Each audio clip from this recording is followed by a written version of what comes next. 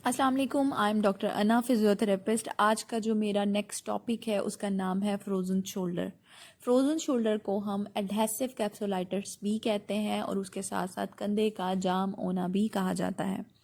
ये एक common condition है, एक पेनफुल कंडीशन है जो हमारे शोल्डर में होती है और उसके साथ साथ हमारी सारी जो एक्टिविटीज़ हैं वो कॉम्प्रोमाइज़ हो जाती हैं। तो सारी एक्टिविटीज़ में हमारी कौन सी ऐसी एक्टिविटीज़ आती हैं जो हम नहीं कर पाते हैं। हम कंघा नहीं कर पाते हैं, कॉम नहीं यानी कि कर पाते। उसके साथ साथ हम पॉकेट में पीछे हाथ नहीं लेके जा सकते।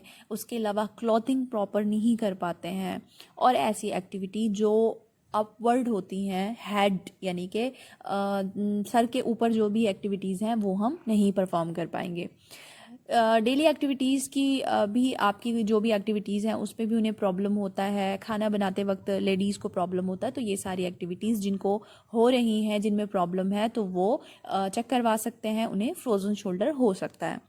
उसके बाद कॉज क्या हो सकता है? कॉज हो सकता है ओबेसिटी, कॉज हो सकता है आप मोटापन, आपका कॉज हो सकता है डायबिटिक हैं आप, वो कॉज हो सकता है। उसके अलावा अगर आपको चोट लगी है और आपने अपने शोल्डर को एक जगह पे रोक लिया या कोई प्लस्तर लगा हुआ है या आपने कोई बैंडेज किया हुआ है, काफ़ी टाइम के लिए वो लगा रहा, तो उसके बाद भी आप उसको रोक लेते हो ताकि हमें पेन ना हो।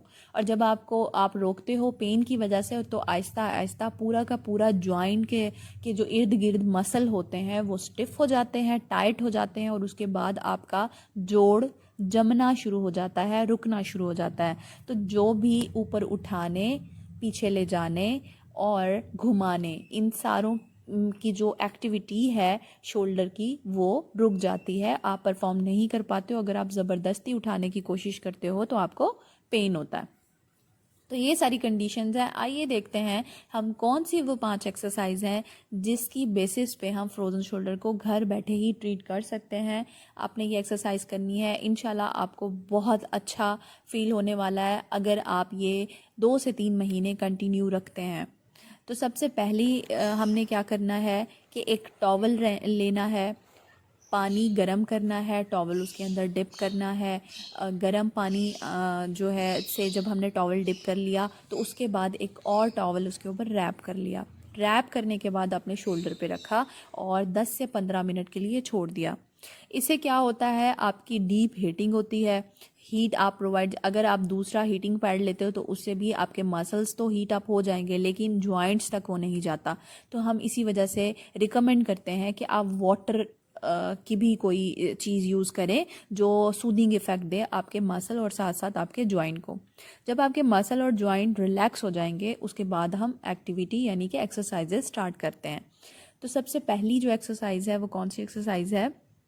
स्ट्रेचिंग एक्सरसाइज यानी कि शोल्डर स्ट्रेच एक्सरसाइज। आपने क्या करना है, बिल्कुल स्ट्रेट किया बाजू को और उसके बाद दूसरी तरफ लेके गए। शोल्डर को जब आप ऑपोजिट साइड पे लेके जाएंगे अपने दूसरे हाथ से, तो 5 से 10 मिनट तक ये स्ट्रेच रहेगा और उसके बाद अपनी नॉर्मल पोजीशन में वापस आ जाएगा। फिर इसी तरीके से आपने करना है और यही जो है 5 से 10 जो है रिपीटिशन के साथ होगा। नेक्स्ट हमारी एक्सरसाइज है पेंडुलम एक्सरसाइज।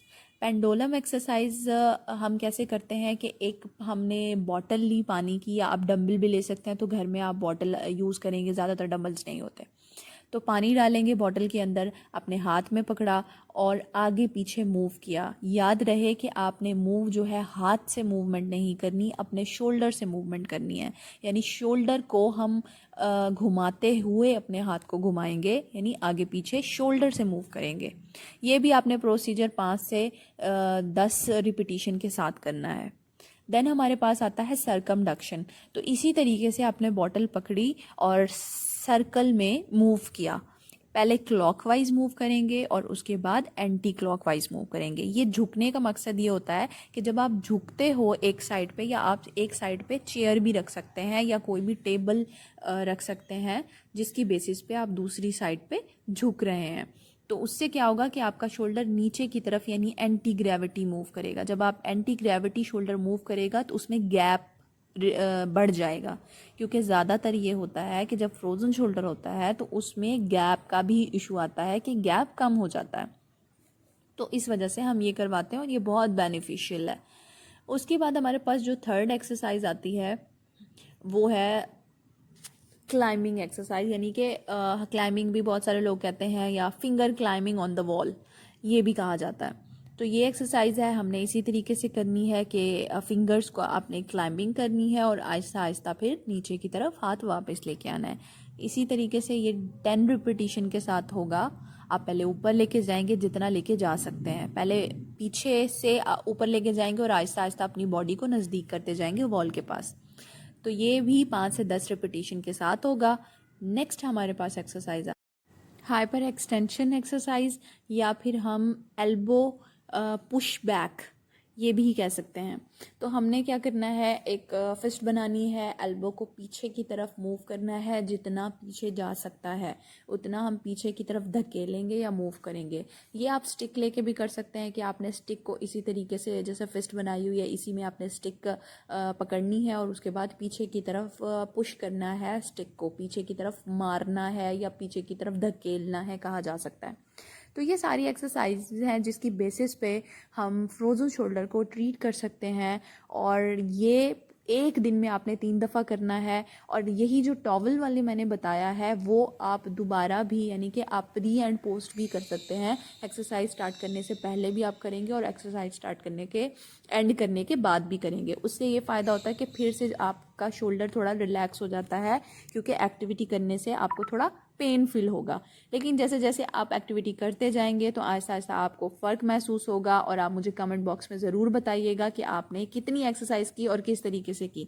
तो आई होप आपको मेरा ये टॉपिक अच्छा लगा होगा। आप इसको सब्सक्राइब करें, लाइक करें, शेयर करें ताकि बहुत सारे लोग इससे बच सकें और इसको ट्रीट कर सकें। तब मैं एक नेक्स्ट टॉपिक के साथ फिर से हाजिर होंगी। तब तक के लिए अल्लाह हाफिज़।